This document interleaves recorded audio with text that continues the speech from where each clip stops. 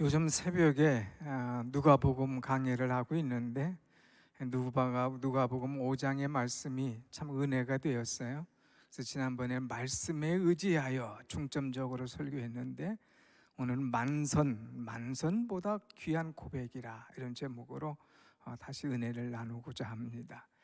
오늘 말씀 보니까 제가 기억이 나는 게 하나 있어요. 한 10여 년 전에 우리 성도들이 한번 낚시를 한번 가자 그래서 생전해보지도 않은 낚시를 가게 되었습니다. 지금 이제 고기가 들어올 때가 됐다. 그러니까 저쪽 시와오 여기 고기가 많으니까 거기 가서 낚시를 한번 하자 그래요. 그래서 가면은 아주 또 고기가 많다고 그러니까 모든 사람이 다 돈을 걷었습니다. 한 5만 원씩 걷어서 한 10명이 배를 하나 빌려가지고 낚시를 하기 시작하죠. 이른 아침에 이제 배를 빌려서 시작을 하는데 점심때가 되어서 이제 가족들이 옵니다. 가족들은 얼마나 잡았는가가 궁금하죠. 그래서 오늘 낚시해서 고기 잡은 것 가지고 회도 처먹고 또 매운탕도 하고 하면서 여러 가지 참 계획을 많이 가지고 왔는데 이제 멀리서 가족들이 오는 거 보이는 거예요. 가족들은 저희들이 이제 들어오는 걸 보고 손으로 흔들죠. 얼마나 많이 잡았느냐. 우리가 이 정말 고기를 많이 잡았더라면 손을 번쩍 들어서 고기를 들어가지고 막 자랑을 할 텐데 자랑을 할래야 할 수가 없어요. 거기 간 사람들이 한 사람도 고기를 한 마리도 잡지 못했습니다. 그야말로 꽝이었어요. 돈 다 내버리고 한 마리도 잡지도 못하고 오히려 나와서 참 고기 사가지고 먹는 그런 일이 일어났었죠. 그러면서 낚시하러 갔는데 고기 잡으러 갔는데 한 마리도 잡지 못한 그 마음을 알 것 같아요. 오늘 베드로라는 사람이 고기를 잡으러 갔어요. 근데 예수님께서 가만히 보니까 이들이 그물을 씻고 있었습니다. 그물을 씻는다는 것은 이제 고기를 하루 종일 잡아서 이제 끝을 낸다는 거거든요. 근데 그들의 고깃배 안에는 고기가 하나도 없었습니다. 그때 주님께서 말씀하시죠. 깊은 데로 가서 그물을 던지라. 너희들 보니까 고기를 한 마리도 못 잡았는데 저 깊은 데로 가. 그리고 거기에서 이 그물을 던져 얘기하죠. 그때에 베드로가 대답하기를 우리가 밤이 맞도록 수고하였으되 얻은 것이 없지만은 말씀에 의지하여 그물을 내리리이다 그럽니다. 밤이 맞도록 수고했다고 하는 것은 힘들였다는 거예요. 공을 들였다는 겁니다. 원래 수고했다고 하는 것을 헬라어로는 코피아노라고 하는데 정말 코피가 터지게 밤새도록 힘들여 일했다 이거예요. 그런데 코피 터지게 일을 해도 잡은 것은 하나도 없다 이거예요. 여러분 인생을 살면서 정말 코피나게 일했음에도 불구하고 투자했음에도 불구하고 땀 흘렸음에도 불구하고 거둬들이지 못할 때에 그 얼마나 속상합니까? 자녀들 코피나게 교육을 시켰어요. 또 이 가족의 이 모든 것을 위해서 코피나게 봉사를 했습니다. 또 이제 뭐 어떤 직장과 사업장으로 위해서 코피나게 수고를 했어요. 그런데 결과가 은혜롭지 못할 때에 얼마나 속이 상합니까? 주님 벌써 그거 아시고 너희들 이제 깊은 데로 가서 그물을 던져라. 그때 그들은 밤이 맞도록 수고하였으되 얻은 것이 없지만은 말씀에 의지하여 그물을 던지리이다. 그리고 나가서 그물을 던집니다. 그런데 이게 웬걸? 이제까지만 해도 하나도 못 잡았는데 밤새도록 해도 한 마리도 못 잡았는데 말씀 듣고 나가서 그물 던졌는데 고기가 얼마나 많이 잡히는지 이루 말할 수 없는 거예요. 그래서 6절에 보면 고기가 엄청나게 많고 7절에 너무 고기가 많아서 빈배가 있는 다른 친구들을 불렀습니다. 이리 와라. 와서 좀 우리 좀 도와다오. 여기 고기 어마어마하다. 그래서 그 두 배가 함께 고기를 잡아서 이제 그 배에다 실는데 얼마나 많은지 두 배가 가득 가득하더라 그랬어요. 그리고 너무 많아서 이것이 배에 막 잠길 정도로 그냥 그 고기가 많았던 것을 보게 됩니다. 그물이 찢어지고 2배의 채움에 잠기게 되었더라. 오늘 우리가 말하면은 만선이에요, 만선. 그야말로 꽉 차갔다 이거예요. 배에 고기가 꽉 찬 거예요. 얼마나 기쁩니까? 조금 전까지만 해도 밤새 일했어도 허탕이었는데 예수님 말씀 듣고 나가서 어마어마한 고기를 잡았으니 기쁨이고 만족이고 참 은혜죠. 그런데 이 큰 기쁨 속에 베드로가 그걸로 만족하지 않고 거기서 새로운 발견을 하게 됩니다. 새로운 2가지 발견을 하면서 오늘 본문 말씀 보면 예수님께 엎드려 가로되 하면서 이제 시작하는 것을 보게 됩니다. 이제 베드로가 예수님을 만나서 진정한 인생의 터닝 포인트를 가져오게 되었다고 하는 것입니다. 여러분, 지금은 사순절 기간입니다. 이 기간에는 우리가 습관적으로 드리는 예배가 아니라 정말 예수님을 1대1로 인격적으로 만나서 내가 변화되는, 새로워지는 은혜의 계기가 되어야 될 줄로 믿습니다. 아멘. 이 베드로는 만선보다 더 큰 축복을 깨달았어요. 그것이 뭐냐? 2가지인데 오늘 8절 말씀을 한번 같이 보겠습니다. 8절 다 같이 시작. 시몬 베드로가 이를 보고 예수의 무릎 아래에 엎드려 이르되 주여 나를 떠나소서 나는 죄인이소이다 하니. 이 베드로는 먼저 예수님을 발견한 거예요. 주여 나를 떠나소서 하면서 예수님을 주여로 표현하는 거예요. 이 주여라고 하는 말은 하나님이라고 하는 말입니다. 유대인들은 보통 주님이라는 말을 함부로 쓰지 않아요. 하나님. 그런데 이 오늘 베드로가 주님을 보니까 이분은 하나님인 거예요. 그래서 예수님을 보는 눈이, 관점이 달라진 거예요. 조금 전에 5절에서는 뭐라 하겠느냐? 선생님이여 우리가 밤이 맞도록 수고하였으되 얻은 것이 없지만은 하면서 선생님이라 표현을 합니다. 그런데 오늘 여기 8절에 가서는 뭐라고 그래요? 주여 하는 표현을 하게 되는 것이죠. 예수님을 만난 거예요. 하나님을 바로 알아본 것입니다. 오늘 우리가 신앙생활하면서 정말 중요한 것은 하나님을 바로 알고 하나님을 만나는 것, 이것이 최고의 은혜인 줄로 믿습니다. 아멘. 신앙생활하면서 하나님이 누구신지 하나님을 바로 만나지 못하면 아무것도 아니라고 하는 거예요. 그 시몬은 예수님께서 행하신 기적을 통하여서 이분이 하나님이시구나 하는 것을 깨달았습니다. 바다의 상식을 깨뜨려 버리신 이 예수님, 엄청난 기적을 행하신 예수님, 나보다도 바다를 훨씬 더 자상하게 알고 계신 이분은 바로 하나님이시요. 바다를 꿰뚫고 모든 어족들을 다 알고 계시고 모든 것들을 다 창조하시고 모든 것들을 다 계획하시는 그런 분이 바로 하나님, 이 바다의 주인이신 분이 하나님이심을 그는 깨달았습니다. 그래서 주여 하는 고백을 하게 되는 것이죠. 여러분, 이 사순절 기간에 성경을 자꾸 보면서 주여 하나님 하면서 여러분이 하나님을 찾고 하나님을 만나고 하나님에 대한 신앙 고백을 분명히 할 수 있는 은혜의 계절이 되기를 다시 한번 축복합니다. 아멘. 오늘 우리가 하나님의 손에 붙잡히기만 하면 놀라운 기적이 일어나는 거예요. 베드로가 허탕쳤지만 하나님의 손에 붙잡혔을 때에, 하나님의 말씀에 순종할 때 놀라운 일이 일어나는 것을 보게 됩니다. 우리가 볼 때는 시원치 않은 거예요. 우리가 볼 때는 아무것도 아닌 거예요. 그러나 하나님의 손에 붙잡히면 엄청난 놀라운 역사가 오늘 또 일어난다고 하는 것이죠. 여러분이 잘 아는 피카소라는 사람 있잖아요. 이 피카소의 작품 가운데 황소의 머리라고 하는 그런 작품이 있습니다. 이 피카소가 한 번은 이제 그 쓰레기장에 나가가지고 거기서 낡은 자전거를 하나 주워 왔습니다. 그래서 낡은 자전거를 가지고 다 이제 분해를 했어요. 보니까 다 뭐 필요 없는 것, 쓸모없는 것들이 많습니다. 그런데 이 낡은 자전거 안장을 가지고 와서 이 안장으로 황소의 머리를 딱 이 표현을 합니다. 그리고 이제 핸들을 가져와서 그 황소의 머리 위에 뿔을 딱 이렇게 올려놓습니다.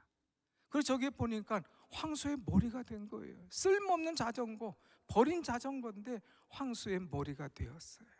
근데 여러분, 저거 별 볼 일 없는 자전거, 버린 자전거, 폐품인데 저게 얼마 정도의 가격이 된 줄 아십니까?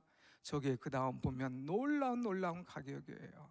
이제 약 300억이 넘는 어마어마한 이 가격이 된 것이죠. 누구의 손에 붙잡히느냐, 어떤 사람이 만지느냐에 따라서 이런 어마어마한 일들이 일어난다고 하는 것입니다. 사랑하는 여러분, 나는 쓸모없는 것 같고 나는 부족한 것 같지만 하나님의 손에 붙잡히면 하나님께서 엄청난 능력과 이적을 행함으로 말미암아 내가 새로워지고 주변의 모든 것들을 변화시키는 하나님의 은혜와 능력은 오늘 또 일어나는 줄로 믿습니다. 아멘. 그래서 우리는 예수님에 대해서 좀 알아야 돼요. 이 예수님 정말 대단하신 분이거든요. 이 베드로 예수님을 제대로 알지 못했습니다. 그러다가 예수님 만난 다음부터 예수님은 선생님이 아니라 주님이시다, 이 주님은 바로 하나님이시다, 그러면서 그분에게 자기의 신앙을 고백하는 것이죠.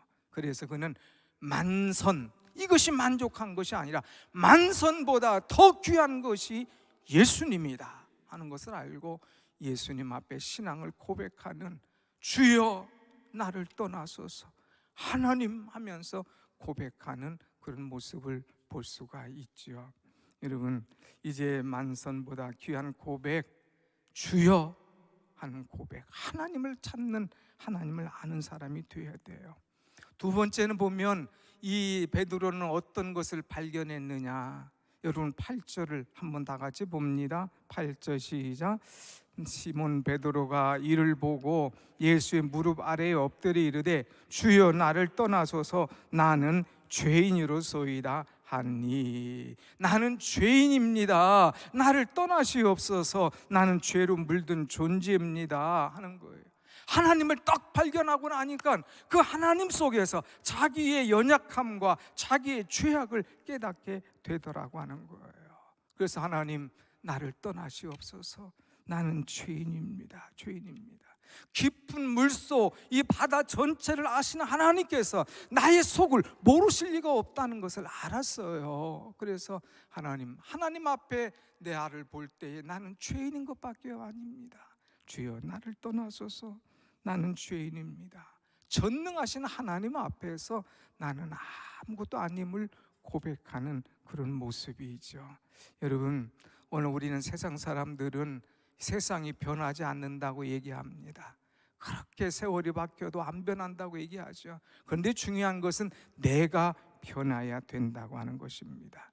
이 베드로는 이제까지는 엄청나게 쌓였던 만선의 배였지만 그 배를 보지 않고 주 하나님을 바라보면서 자기를 봤던 거예요. 이것을 하나님을 발견하기 전에는 나는 괜찮은 존재인 줄 알았어요. 바다에 가면 척척 그냥 고기를 잡는 배, 가장을 이끌어가는 가장, 모든 것에 나는 괜찮은 사람인 줄 알았는데 하나님 만나니까 나는 아무것도 아닌 존재로 깨달음이 오기 때문에 그 무릎 아래 엎드리고 주여 나를 떠나소서 나는 죄인입니다 하는 것을 고백하게 되는 거죠. 사랑하는 여러분, 하나님 앞에서 우리의 모든 것을 내놔야 됩니다. 내 모습 이대로 주 받아 주소서. 내 모습 이대로 다 내놓고 하나님 앞에 기도하면 죄 아닌 게 없어요. 그러나 어떤 죄라도 주님 앞에 내놓을 때에 주께서 나를 용서하신다는 확신을 가지고 우리 주님 앞에 나아갈 수 있는 은혜의 사순절이 되어야 될 줄로 믿습니다. 아멘. 오늘 우리 성가대가 찬송했잖아요. 예수 나를 위하여 십자가를 질 때 예수요 예수요. 여러분, 예수가 나를 위해서 십자가를 지셨다고 그랬어요. 왜 십자가를 지셨나? 나의 죄 때문에 돌아가셨다 이거예요. 나의 죄성 때문에, 내가 세상에서 해결할 수 없는 이 죄를 주님이 오셔서 해결해 주시기 위해서, 그 죄인을 의인으로 만들기 위해서, 이 땅의 사람들을 하나님 나라 백성으로 만들기 위해서 오셨다고 하는 것, 이것이 우리에게는 엄청난 은혜요, 축복이라고 하는 것입니다. 내 눈앞에 오는 배에 가득 찬 고기, 물고기만을 보고 만족할 것이 아니라 그들 모든 것을 다스리시고 명령하시고 지배하시고 말씀하시고 깨닫게 하시고 용서케 하시는 예수를 발견하고 예수 앞에 내가 죄인임을 고백하는 것, 이것이 최고의 발견이고 이것이 최고의 은혜인 줄로 믿습니다. 아멘. 사랑하는 여러분, 우리는 나를 고백해야 돼요. 내 있는 거 다 내놔야 됩니다. 주여 나를 떠나소서, 나는 죄인입니다. 떠나달라고 하는 거예요. 그런데 여러분, 정말 이 베드로가 주여, 하나님 나를 떠나시옵소서, 나는 죄인입니다 고백할 때, 오냐 내가 너하고 함께 있겠느냐 하면서 주님 떠나셨느냐? 그렇지 않아요. 오히려 더 많은 은혜와 능력을 그에게 부어주셨습니다. 우리가 지난주에 말씀 봤지만 사도행전 2장에 보니까 베드로가 은혜 받고 능력 받고 하나님 체험하고 나가서 말씀을 전할 때에 많은 사람들이 마음에 찔렸잖아요. 우리가 어찌할꼬 회개했잖아요. 3,000명 5,000명이 회개하고 세례받는 그런 역사들이 일어났지 않습니까? 사랑하는 여러분, 우리가 어찌할꼬 또 주여 나를 떠나소서 나는 죄인입니다 고백할 때에 진정한 그 고백 속에 주님이 떠남이 아니라 나와 함께 하셔서 나를 위로하여 주시고 나를 붙들어 주시고 나를 용서하여 주심으로 말미암아 새롭게 능력 있는 삶을 이루게 하실 줄로 믿습니다. 아멘. 진정한 고백, 진정한 만남이 뭐냐? 나는 죄인이라고 하는 것, 이걸 여러분은 해야 돼요. 한번 같이 합시다. 나는 죄인입니다. 나는 죄인입니다. 여러분, 이사야 선지자가 초기 사역 시작하기 전에 나갔어요. 성전에 나가서 기도할 때에, 성전에서 기도할 때에 하나님의 형상을 봅니다. 거기에 막 스랍들이, 천사들이 와서 막 춤을 추면서 이제 창화를 합니다.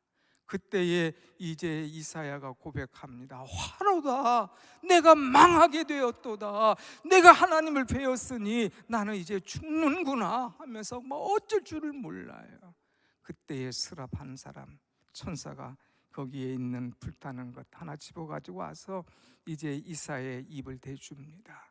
그러면서 그에게 말씀을 줍니다. 보라, 이것이 내 입에 닿았으니 너가 깨끗게 될 것이다. 너의 죄악이 사해질 것이다 하는 말씀이에요. 할렐루야, 아멘.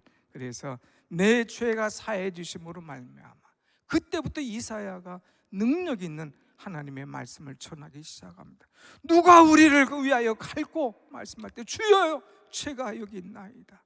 저를 써 주옵소서, 저를 보내 주옵소서 말씀하는 것을 보지요. 하나님을 발견합니다. 자신의 죄를 깨닫습니다. 주께서 자유함을 줍니다. 그리고 사명을 줍니다. 누가 우리를 위하여 갈고? 주여, 제가 가겠습니다 하면서 사명자의 역할을 감당하는 모습을 보게 되지요. 이 사순절에 우리 하나님을 발견하고, 이 사순절에 하나님 앞에서 나의 죄성, 죄인임을 발견하고 십자가 앞에 모든 거 내려놓고 사함받는 여러분의 신앙이 되시기를 원합니다. 아멘. 그 다음에 만선보다 귀한 은혜가 뭐냐? 이 만선보다 귀한 고백을 할 때에 하나님께서 은혜를 주시는 거예요. 그 은혜가 10절 말씀입니다. 10절 나가지 봅니다. 시작. 세베대의 아들로서 시몬의 동업자인 야고보와 요한도 놀랐습니다. 예수께서 시몬에게 이르시되 이제후로는 내가 사람을 취하리라 하시니, 사람을 취하리라. 이제부터는 내가 사람을 취하리라. 사람을 취한다는 것은 사람들을 사로잡는다는 말이에요. 사람을 취한다는 말은 사람의 생명을 위험으로부터 구원한다고 하는 거예요. 언제부터? 이제 후부터. 이건 시간적인 개념이 아니라 삶의 전환점을 얘기하는 거예요. 예수 만났어요. 하나님을 알게 되었어요. 자기의 죄성을 깨닫게 되었어요. 주께서 이제 글을 들어서 쓰십니다. 그러면서 내가 만선보다 귀한 고백을 했으니 만선보다 귀한 은혜를 너에게 주노라. 내가 이제부터는 사람을 취하리라 하는 말씀이에요. 그래서 베드로는 이제부터 고기를 잡는 것이 아니라 옛삼을 버려버리고 옛날의 가치관을 다 이제 버려버리고 새로운 가치관을 가지고 새로운 인생을 살아가는 그런 모습을 우리는 볼 수가 있습니다. 사랑하는 여러분, 정말 예수님 만나면 우리의 삶의 목적이 바뀌어진다고 하는 거예요. 예수님 만나면 주님께서 원하시는 것이 무엇인가를 분명히 깨닫고 그쪽으로 내 삶의 방향을 바꾼다고 하는 거예요. 그래서 베드로는 이전까지는 물고기를 잡았지만은 이제부터는 영혼을 주 앞에 인도하는 진정한 어부가 되었다고 하는 거예요. 이제까지는 자기 자신을 위해서 살았지만 이제부터는 하나님의 뜻을 위해서 살았습니다. 이제까지는 자기의 영광을 나타내길 원했지만 이제부터는 하나님의 영광을 드러내는 그런 사람이었어요. 한 생명을 소중히 여기는 그 사람으로 살게 됐다고 하는 것, 얼마나 아름다운지요. 만일 베드로가 예수님을 만나지 못했다면 그는 그렇게 물고기 잡다가 끝난 인생이 될 수밖에 없었을 것입니다. 근데 하나님께서 그를 세워줍니다. 넌 이제 물고기 잡는 어부가 아니라 사람을 낚는 어부가 되리라. 사람을 낚는 어부. 목적이 바뀌어진 거예요. 여러분, 이 사순절 기간에 정말 하나님을 인격적으로 만나고 내가 죄인임을 고백했을 때에 하나님께서 내 삶의 목적과 방향을 올바르게 하나님께서 원하신 대로 바꿔주실 줄로 믿습니다. 아멘. 이것을 따라가는 것이 얼마나 중요한지요. 그래서 결국 베드로는 무식한 어부가 아니라 능력의 사자, 힘 있는 주의 종이 된 것을 우리는 볼 수가 있습니다. 우리는 옛날을 붙잡고 있지 말고 옛날 때문에 아우성거리지 말고 그냥 오늘 고기 많이 잡았다, 오늘 만선이다, 오늘 자식 잘 키웠다, 오늘 건강하다, 오늘 사업 잘 된다, 그걸로 만족하지 말고 내 삶의 목적, 하나님께서 왜 내게 건강을 주셨나, 왜 하나님께서 내게 귀한 자녀를 주셨나, 왜 하나님께서 내게 이런 엄청난 사업을 주셨나, 왜 하나님께서 나에게 귀한 것들을 허락하셨나, 그걸 알고 남은 인생 하나님을 위해서 멋지게 살아가는 여러분의 삶의 목적이 올바로 바뀌어지는 그런 은혜가 임하시기를 간절히 축원합니다. 아멘. 한번 말씀 보겠습니다. 주님의 이렇게 부르실 때에 베드로는 결단을 했어요. 결단. 11절 말씀 한번 다 같이 봅니다. 11절 시작. 그들이 베드로를 육지에 대고 모든 것을 버려두고 예수를 따르니라. 아멘. 예수를 따르니라.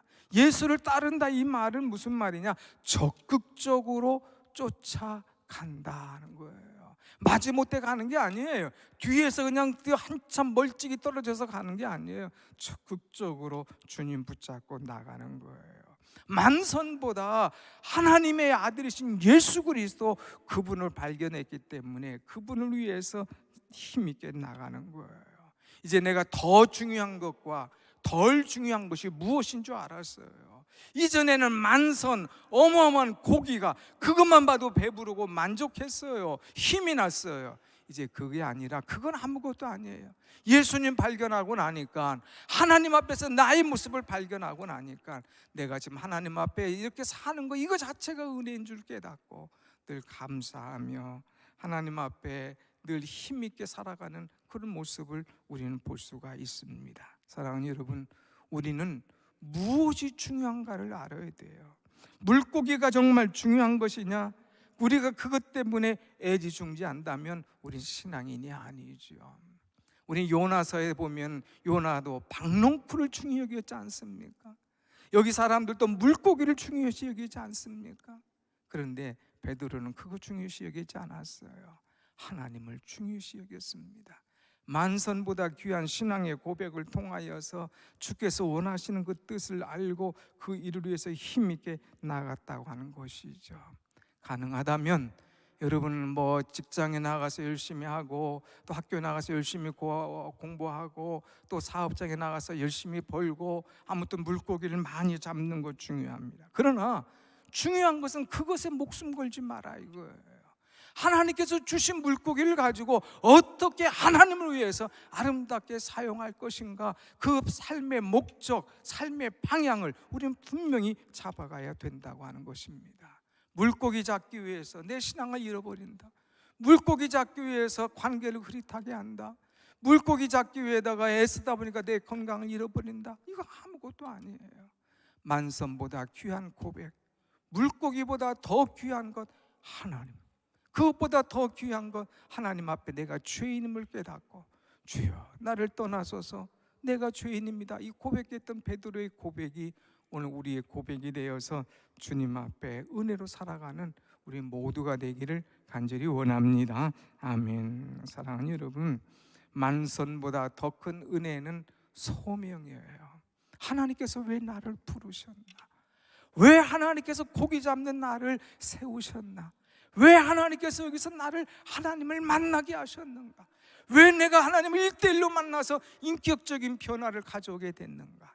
우리는 그것을 알고 이제부터 변화된 내 모습으로 더욱더 멋지게 힘있게 남은 인생을 복되게 살면서 하나님의 영광을 드러내는 만선보다 귀한 고백할 수 있는 여러분의 신앙이 되기를 간절히 축원합니다. 아멘. 기도하겠습니다.